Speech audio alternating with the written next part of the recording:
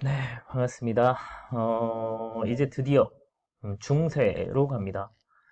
서양사도 이제 중세 끝나고 나면 근대로 이제 이행하는 그 시기까지 가면 서양사도 끝이 납니다.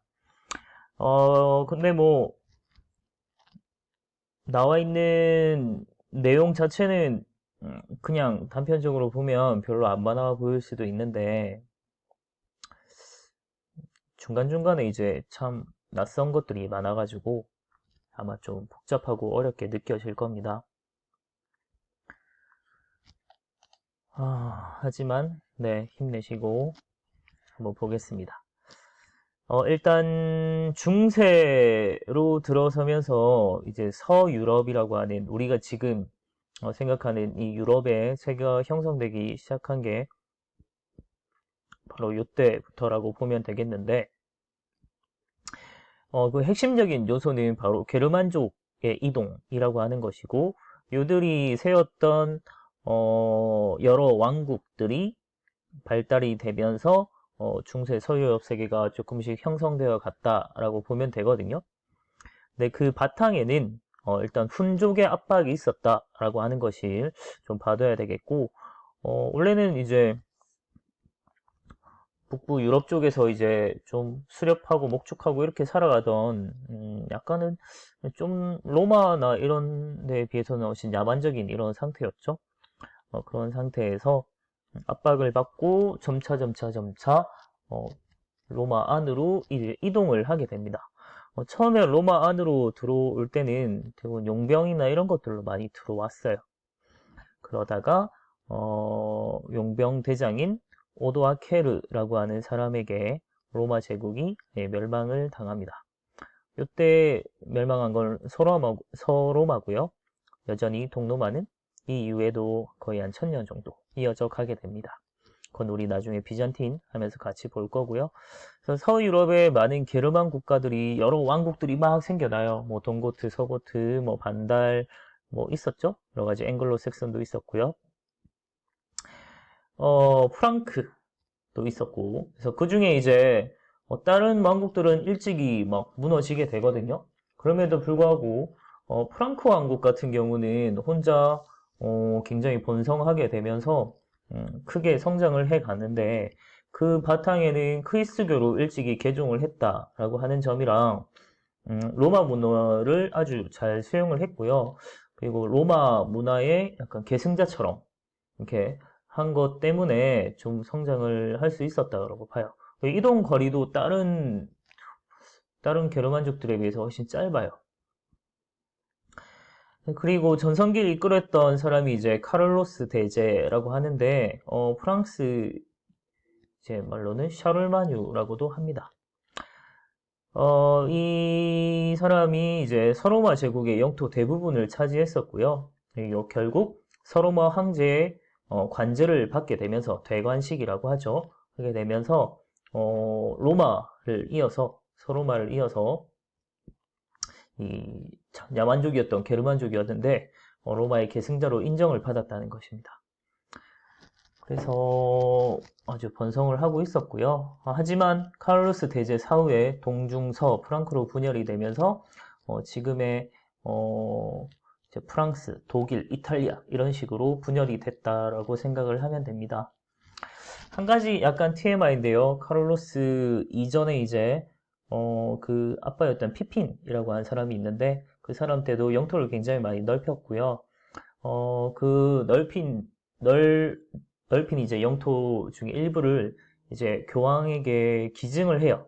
그래서 그것이 나중에 교황령으로 발달되기도 합니다. 발전되기도 합니다. 그런 부분이 이제 로마 교회랑도 아주 잘 지냈고 교황이랑도 사이가 좋았기 때문에 대관식이나 이런 것도 인정을 받고 하지 않았나 이런 생각도 듭니다. 자, 이렇게 흔적이 들어왔고 그리고 이제 중세 유럽에서 정말 핵심적인 요소는 이 봉건제도를 볼 수 있는데요. 봉건제는 우리 사실 중국 사람에서 굉장히 익숙합니다. 근데 딱 아주 심플하게 비교를 하자면 중국에 이제 나타났던 뭐 주나 다른 봉건제 같은 경우는 혈연적인 관계에 의해서 나타나잖아요. 그렇고 이 주종 관계라고 하는 것도 아주 정말 철저하게 주인과 종 같은 관계라면 서유럽의 봉건 제도 같은 경우는 계약 관계예요. 그것도 상호가 의무를 가진, 그러니까 그걸 쌍무적 계약 관계라고 합니다. 쌍무적인 서로가 다 계약 의무를 가진 계약 관계. 그래서 이거는 한쪽에서 의무를 다하지 않으면 얼마든지 이 계약 관계는 깨질 수 있는 그런 관계였어요. 그래서 철저하게 뭐 주인과 종 이런 느낌은 아니라는 것이죠. 자, 이 배경부터 보면 프랑크 왕국이 분열됐고요.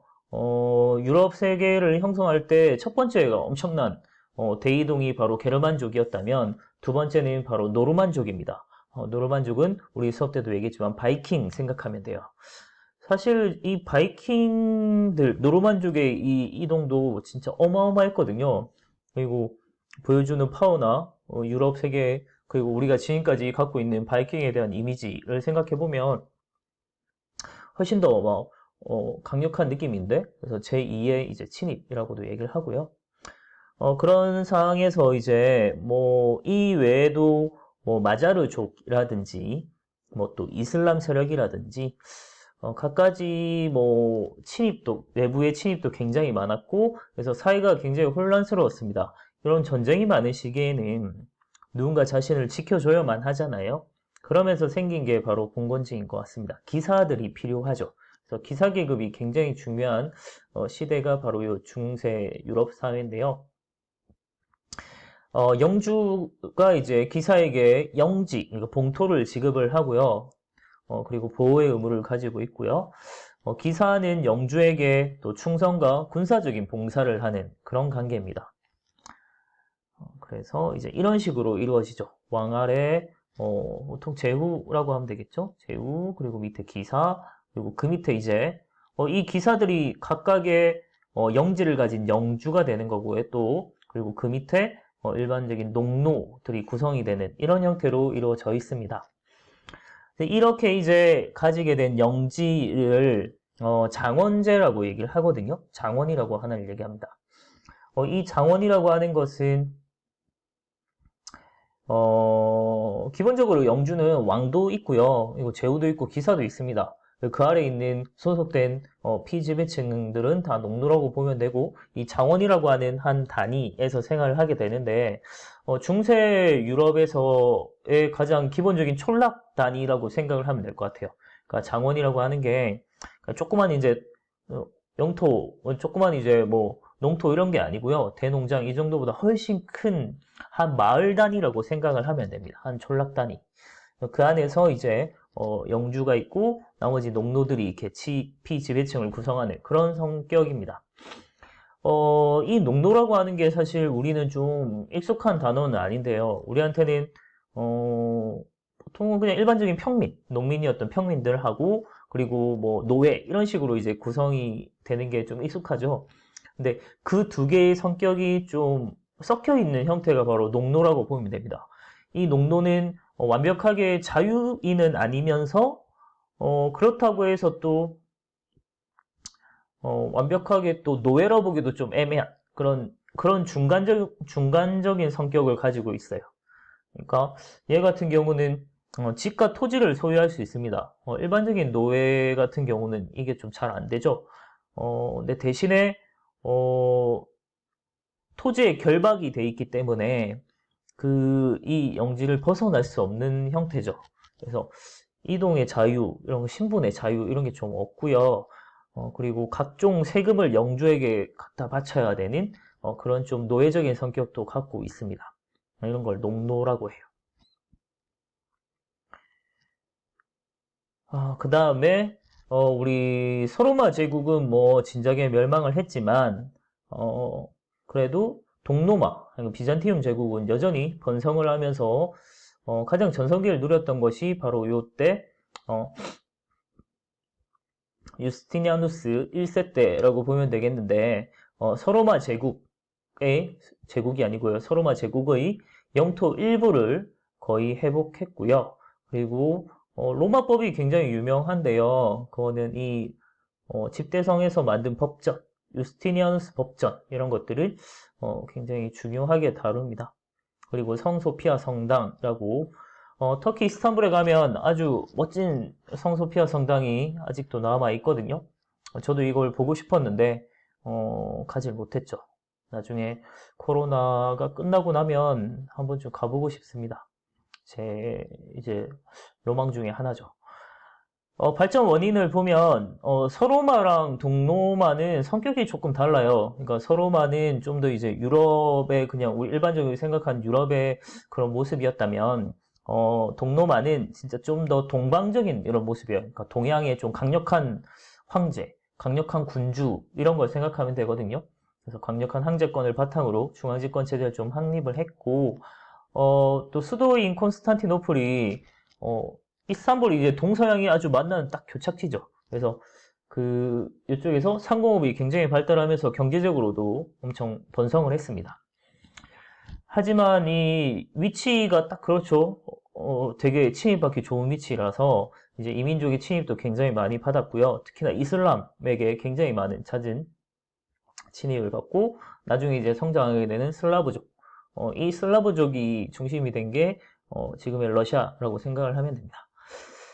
그리고 가장 중요한 건 우리 나중에 보겠지만 십자군을 겪게 되면서 엄청나게 쇠퇴를 하게 됐고 결국 오스만 제국에 의해서 멸망을 당하게 됩니다. 하지만 비잔틴 제국은 이슬람 세력으로부터 그리스교 세계를 지켜낸 방파제 역할을 했다라고 하고요.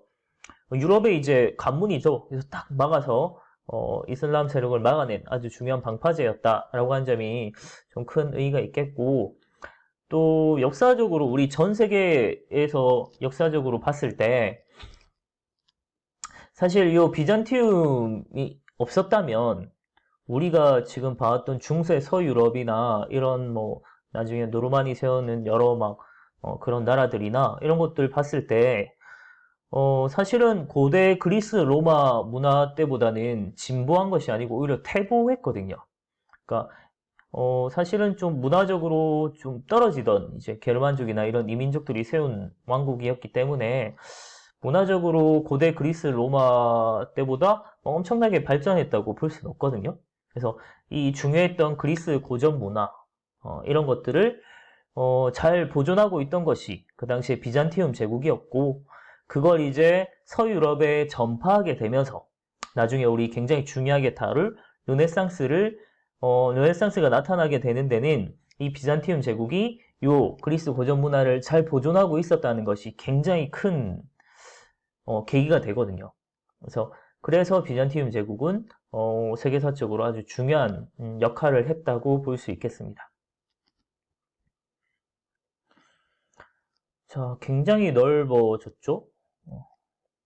콘스탄티노플 위치 받으면 동서양이 딱 만나는 중간 지점이라고 보면 되겠죠. 굉장히 중요한 위치인데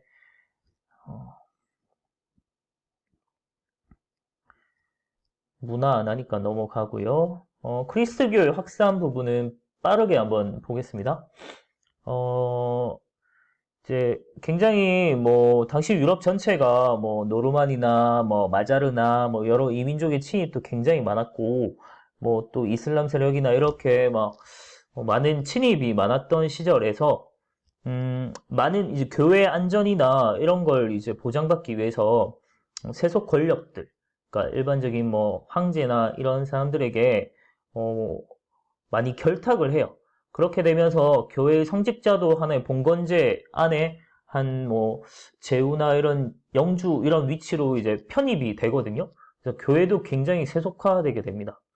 그래서 성직매매라고 성직자에 있죠, 우리 그 이제 직책 같은 것들을 막 돈 주고 사고 팔고 막 이럴 정도로 굉장히 타락을 하게 됩니다.